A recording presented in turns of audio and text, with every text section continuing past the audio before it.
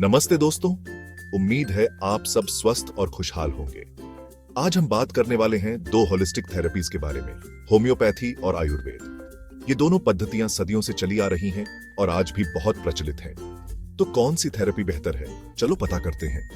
दोनों के अपने अपने फायदे हैं और ये जानना दिलचस्प होगा कि कौन सी थेरेपी किस स्थिति में बेहतर है।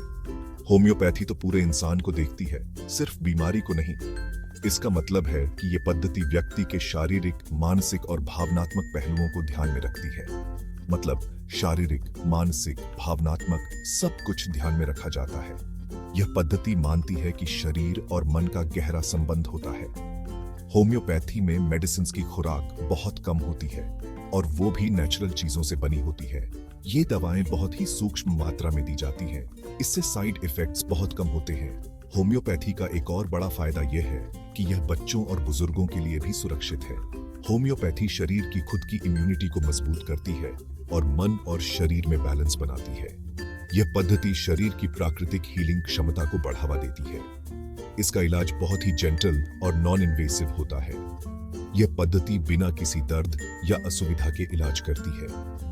High blood pressure, diabetes, thyroid वगैरह क्रॉनिक बीमारियों में तो ये बहुत असरदार है।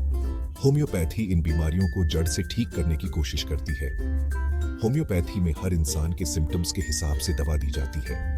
यह पद्धति व्यक्ति विशेष के लक्षणों और उसकी स्थिति के अनुसार इलाज करती है। तो ये सेफ भी है और नेचुरल भी।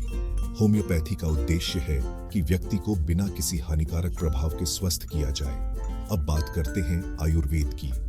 आयुर्वेद एक प्राचीन भारतीय चिकित्सा पद्धति है जो हजारों सालों से चली आ रही है। आयुर्वेद तो भारत की सदियों पुरानी चिकित्सा पद्धति है। यह पद्धति वेदों में वर्णित है और इसका इतिहास बहुत पुराना है। इसमें 3 दोषों, वात, पित्त और कफ को बहुत अहमियत दी जाती है। ये दोष हमारे शरीर के विभिन्न कार्यों को नियंत्रित करते हैं। ये तीनों दोष हमारे शरीर की सेहत को कंट्रोल करते हैं। आयुर्वेद का मानना है कि इन दोषों का संतुलन बनाए रखना बहुत जरूरी है। आयुर्वेद में हर्ब्स, मेडिसिनल प्लांट्स और नेचुरल चीजों का इस्तेमाल किया जाता है। ये सभी तत्व प्राकृतिक होते हैं और शरीर को बिना किसी हानि के ठीक करते हैं। इसका मकसद है शरीर, मन और आत्मा तीनों में बैलेंस बनाना। आयुर्वेद का उद्देश्य है कि व्यक्ति को संपूर्ण रूप से स्वस्थ किया जाए। आयुर्वेद सिर्फ बीमारियों का इलाज नहीं करता, बल्कि उन्हें होने से रोकने पर भी ध्यान देता है।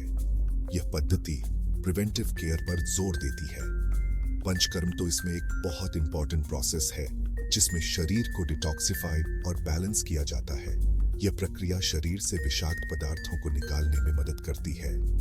आयुर्वेद हर इंसान की प्रकृति के हिसाब से डाइट और लाइफस्टाइल की सलाह भी देता है। यह पद्धति व्यक्ति की प्रकृति के अनुसार आहार और जीवन शैली की सिफारिश करती है। ये भी लॉन्ग टर्म हेल्थ प्रॉब्लम्स को दूर करने में बहुत कारगर है। आयुर्वेद का उद्देश्य है कि व्यक्ति को दीर्घकालिक रूप से स्वस्थ रखा जाए।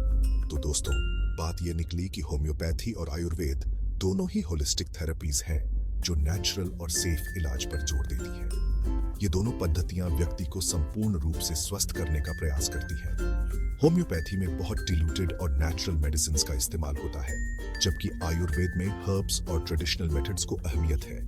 दोनों ही पद्धतियां प्राकृतिक तत्वों का उपयोग करती हैं। दोनों ही थेरेपीज हमारे शरीर, मन और आत्मा को बैलेंस करने की कोशिश करती है और लॉन्ग टर्म बीमारियों में असरदार है।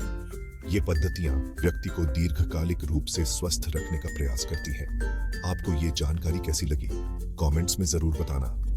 आपकी प्रतिक्रिया हमारे लिए बहुत महत्वपूर्ण है और ज्यादा जानकारी के लिए healthpathy.in पर विजिट करें।